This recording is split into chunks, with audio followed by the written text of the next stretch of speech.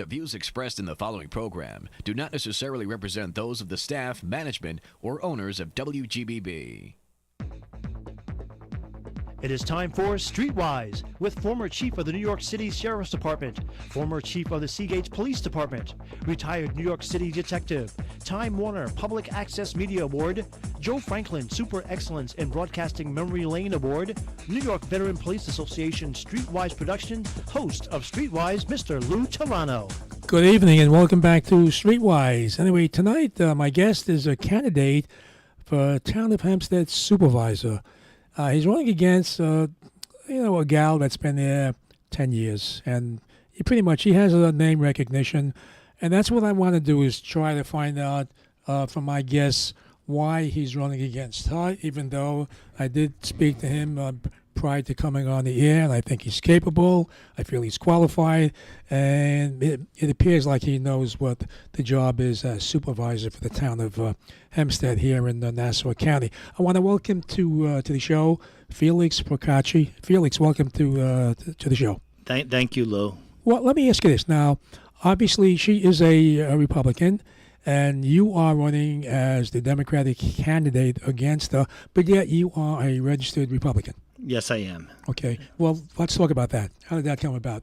Well, I was actually picked by the Democratic Party a few weeks before the convention. Quite to my surprise, I didn't expect to run for office this year or ever in my life. It wasn't one of those things I planned on doing. But since 2010, August 3rd, 2010, I started attending town board meetings because I was concerned about a couple of issues in my town. One was the wasteful spending on mailings that Supervisor Murray has done since she came to office. And another thing, I saw the Department of Highway trucks patrolling the streets, and they didn't seem to do any work. They would just drive up and down the streets and maybe pick up some twigs, literally in these 5-ton trucks. And it was just, to me, I thought they were goofing on the job, to tell you the truth. I didn't think it was part of policy. So I went to the Cape Murray hotline and made some phone calls over a period of time complaining about it. And nobody really seemed to care. They took my complaint, and it continued. And even in the wintertime, when they mount the salt hoppers on the trucks, and even though there was no snow on the floor, there wasn't a threat of snow, they would drive around with these, tons of steel on the back of a dump truck, essentially, as Thomas Toscano, the Commissioner of Highway, told me, patrolling for debris in the street. And I have a letter from him that states that. And to me, that's totally absurd to waste fuel and manpower when there is so much work to be done in this town, especially after Irene hit and after Superstorm Sandy hit. The practice continued while people suffered on the South Shore in Franklin Square, where we had a lot of problems. We had no power, but we were relatively unscathed compared to what was going on, in Oceanside and the rest of the South Shore of Hempstead. On Sunday nights, after the storm hit, they were up and down the streets on double overtime, whatever they earned, patrolling the streets for debris. Empty dump trucks are driving around. It's a total waste of money. And it's 3 years after I started complaining, 2013, and I started 2010 asking about this at board meetings and writing letters. And it's just policy, just to waste this money, and it's absurd. And that's what drove me to go to these meetings. And the Democrats saw me at these meetings. They saw I was knowledgeable. I also worked for a Democrat, 3 Democrats in previous campaigns. I worked for Kristen McElroy for a couple of weeks when she ran for office. She was pregnant during most of her campaign, so her campaign was really not very big. She ran for town supervisor. Yes, in 2009. Yes, yeah. And then I worked with Pat Nicolosi when he ran for the Assembly, and I worked for Gary Port in 2011 to help him, in his race against Supervisor Murray.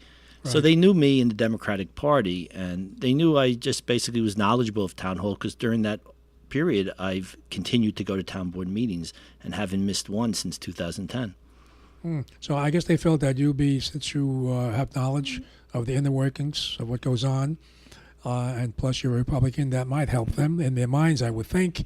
But in today's world, it doesn't make a difference what party you belong to. If you're the right candidate, and people feel you can do the job, actually they probably thought you could do the job.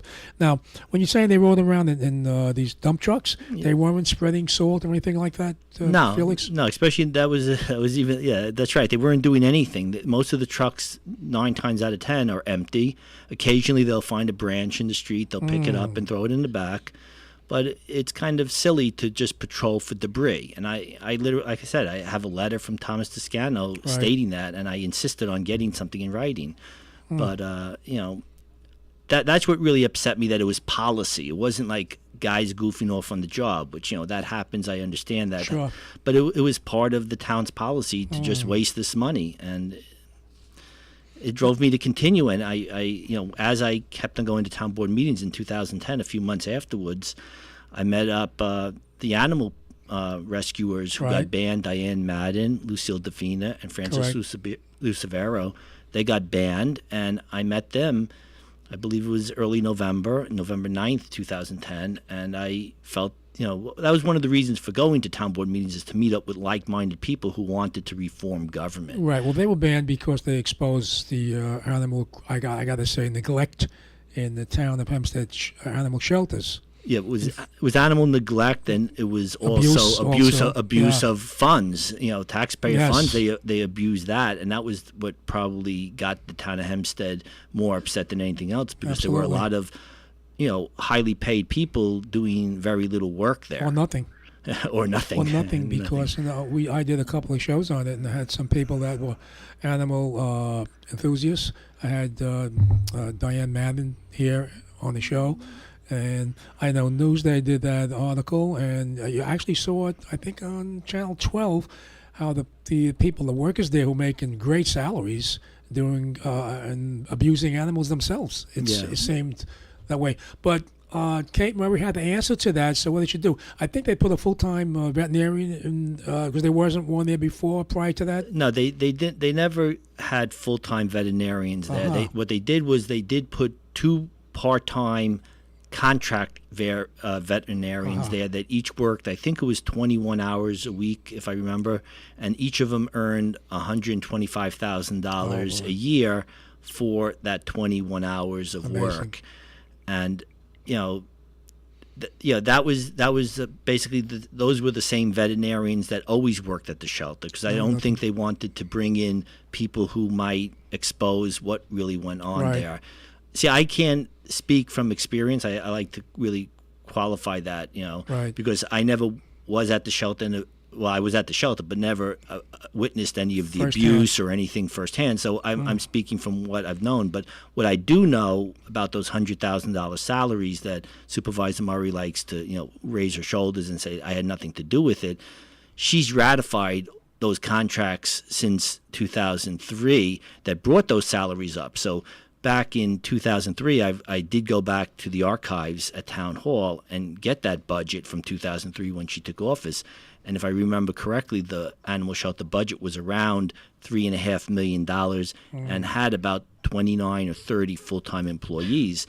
And in 2010, when everything blew up there, they had a $7.1 million budget and about 29 or 30, 31 full-time employees. So where some people, which, they mischaracterize it, they say, well, that's great, we're spending more money on the animals, but it's the same number of people. So, and if you look at the titles of the people, they weren't people who took care of animals. Their titles didn't, for the most part, maybe one of them was a supervisor or something, or 2 of them were supervisors, but most of them were mechanics or, other positions at the shelter.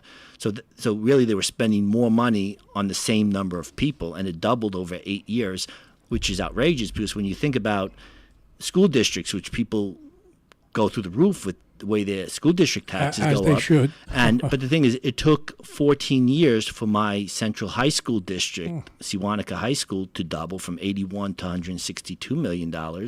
It took 14 years, but it only took 8 years for the animal shelter to double. keeping the same number of employees.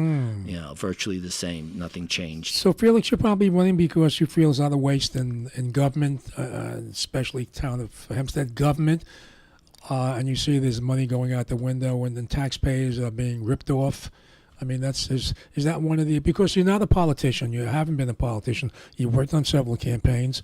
By trade, you're a computer programmer. I know you're an electrical engineer, your education, but you're running for what primary reason? Because we talked about, it sounds like you're not happy with the waste in government. That's correct. Why I'm running is essentially, I took it as an extension of what I did before, because prior to becoming a candidate, I was working, going to town board meetings, going to my school board meetings, looking for a solution to solve the problem with runaway spending, to fix local government, primarily on Long Island, but I think the solution would be the same statewide, if not countrywide. I believe that there is a solution to solving the problems with runaway spending and accountability problems. And I worked so many years, going down, the wrong street, essentially, with coming up with the wrong solutions. The solution I came up with, I think, late last year sometime was, instead of arguing over policy, basically my solution is give all the information to the people and let them decide whether that policy is fair or unfair, expensive, too cheap, we're spending the right amount, we're spending the wrong amount. All those qualitative decisions, I think, shouldn't be made by the politicians, but should be made by the people. And the only way the people could do a good job of that is if they're giving the proper information, because politicians are no smarter than the average citizen. They just have the knowledge of being in office. They know where the monies are spent, and the average resident doesn't. So they're privy to that. So my whole campaign is based on transparency. I don't think there's another candidate anywhere on any party that has run such a campaign. And there are three simple things that we could do tomorrow in the town of Hempstead.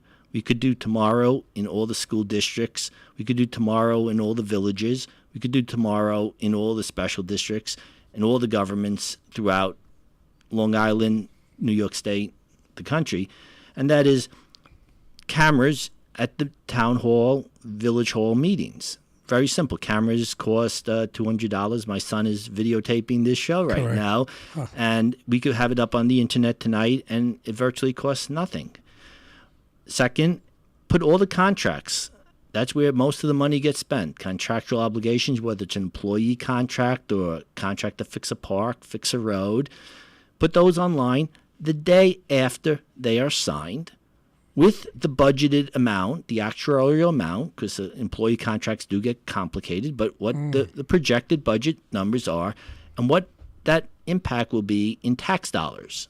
There's a lot of moving parts in a budget, but what would it be if everything else stayed stagnant? What would be the increases if this contract, after this contract is ratified? So it would be $2 additional on your tax bill, $10, whatever it would be. They know those numbers because any prudent, comptroller or supervisor or board does multi-year budgeting, especially if you're signing a 4-year employee contract. You better know what the actuarial cost of that contract is. Otherwise, I don't feel you're doing your job.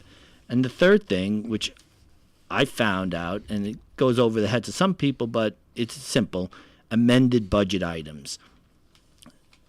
Few people know that the day after they ratify a budget, school boards, village, town, they could start moving money around. They're voting on the whole number, but they could essentially move line items. The following day. They could basically, by law, my understanding is they can do it, and the board has to, of course, approve it, and sometimes it is prudent to move money around. Sure.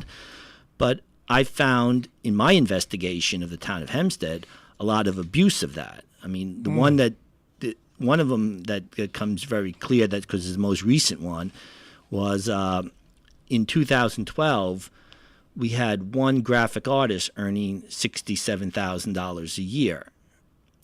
And in the 2000, actually but I was actually in the 2012 budget, but presented in 2011 was $67,000 a year.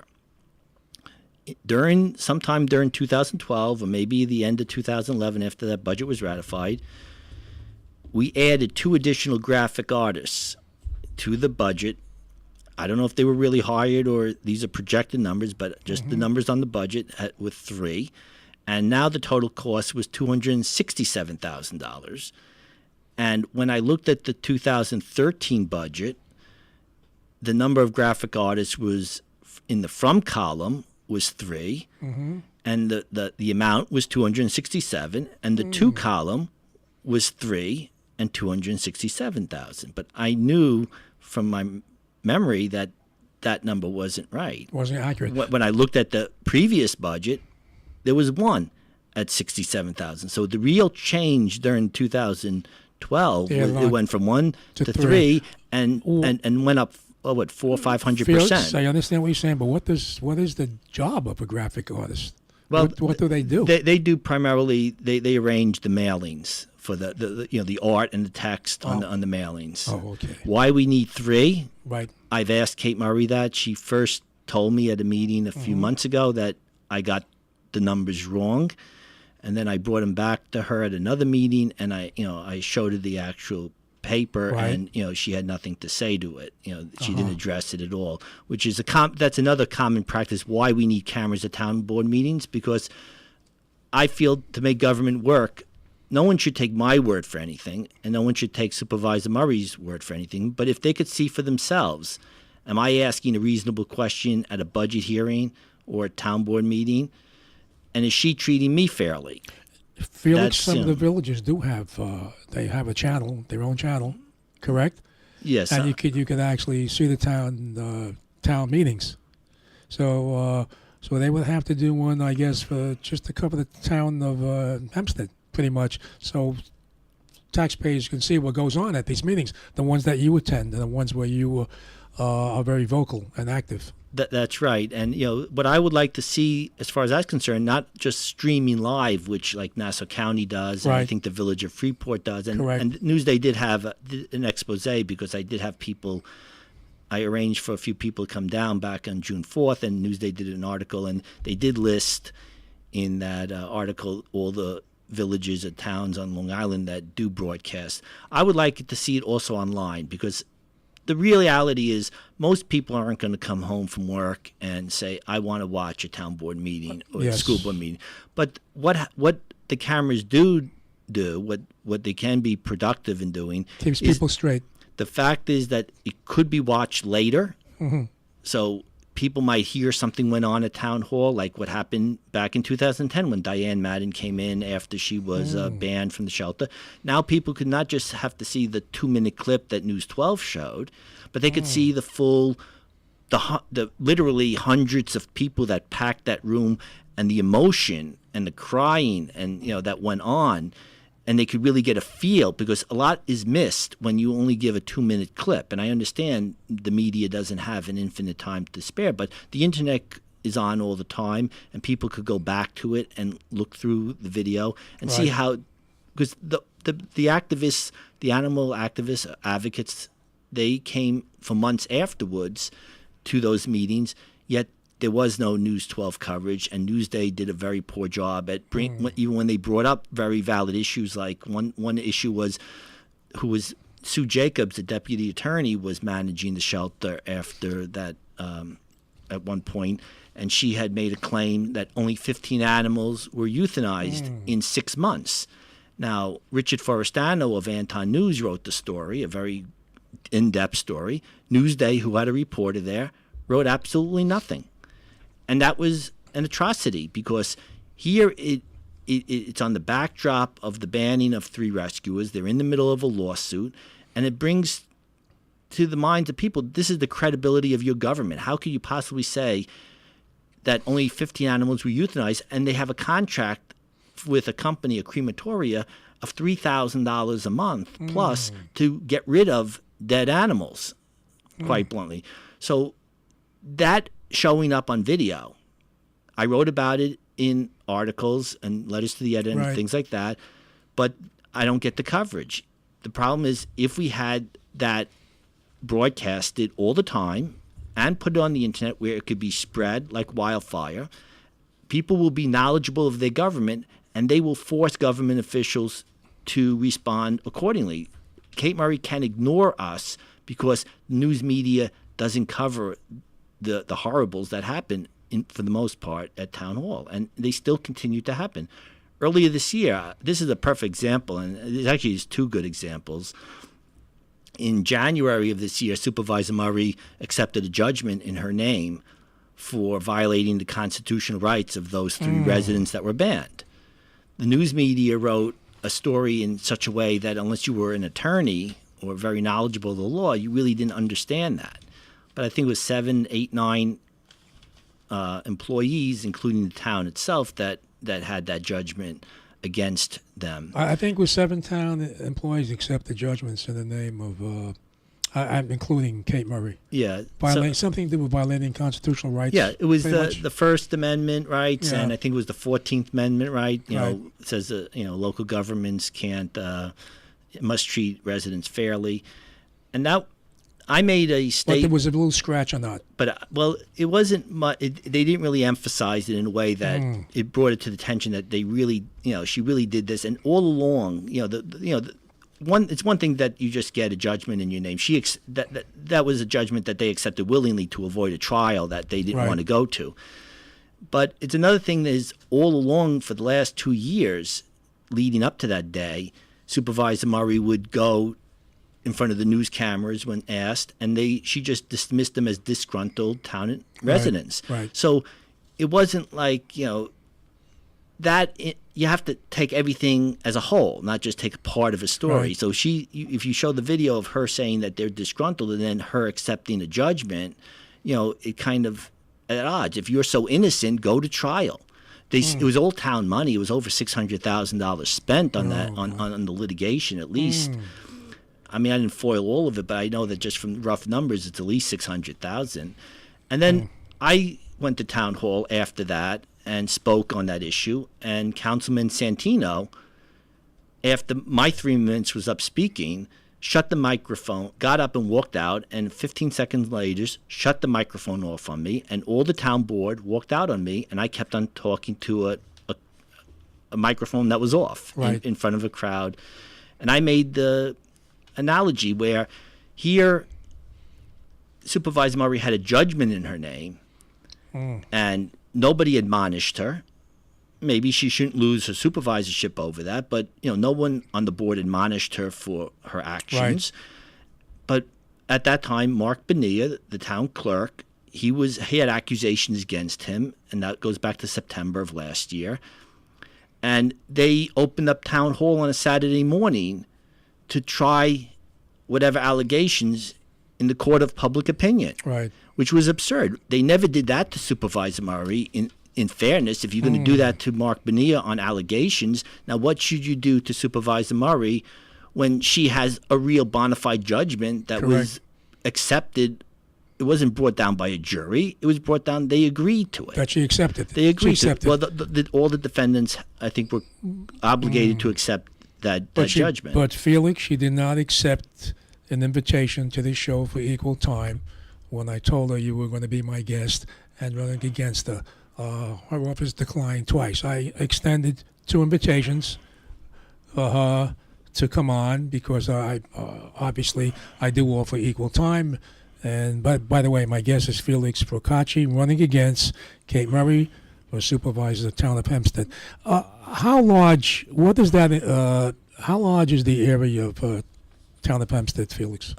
I don't know the actual square. I know it's like 1,600 square. I mean, from what town to? Yeah, it goes from Elmont to Seaford.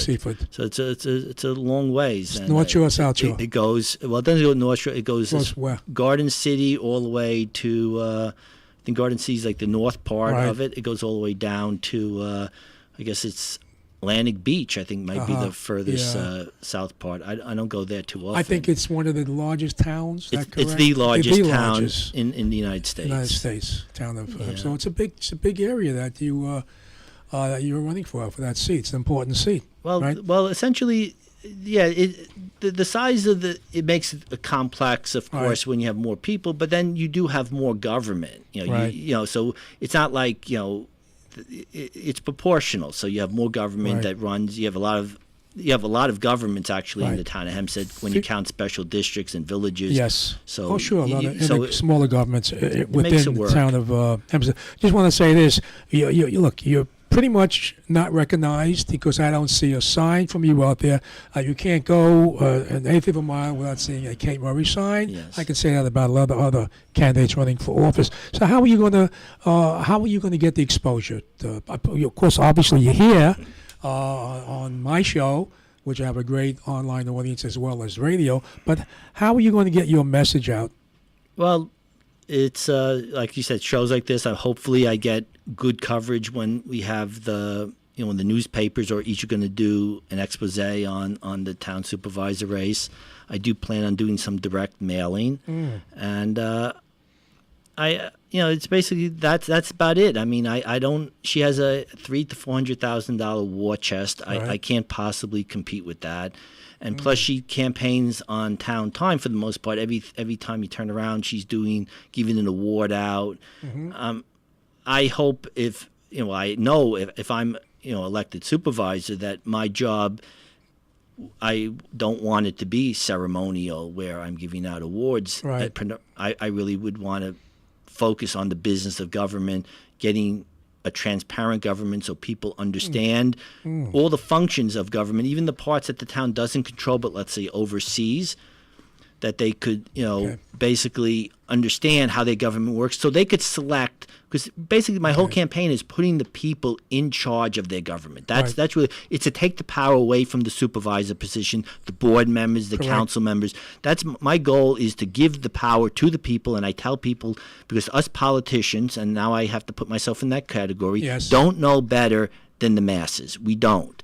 The masses just aren't informed, and that's by design. The governments do not want to give that information, but that's the way we're going to fix it. In about 2.5 minutes, can you talk about Kate Murray's fiscal budget? Because I know that's one of your major concerns. You want to just touch on it? So this way, again, transparency, and you want to get that out there? Well, sure. She speaks about always her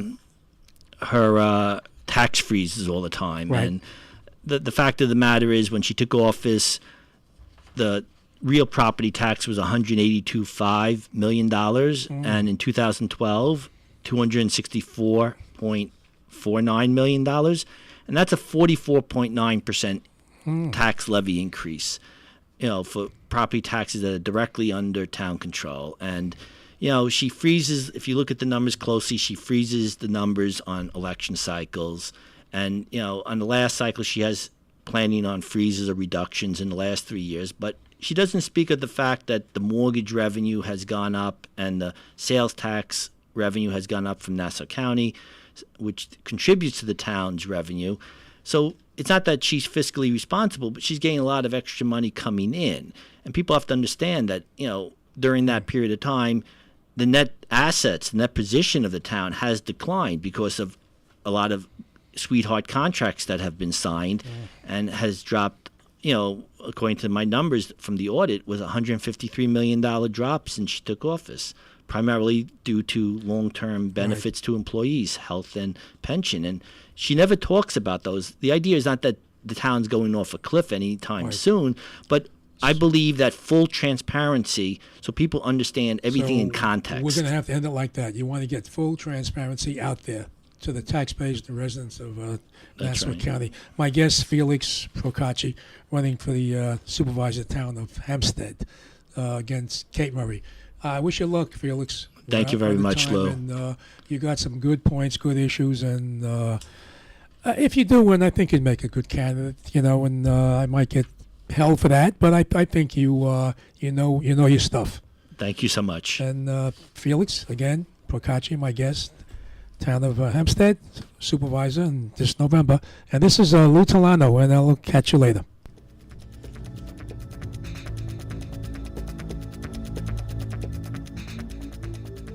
You've been listening to Streetwise on the station that serves your community, WGBB, AM 1240. The views expressed in the previous program did not necessarily represent those of the staff, management, or owners of WGBB.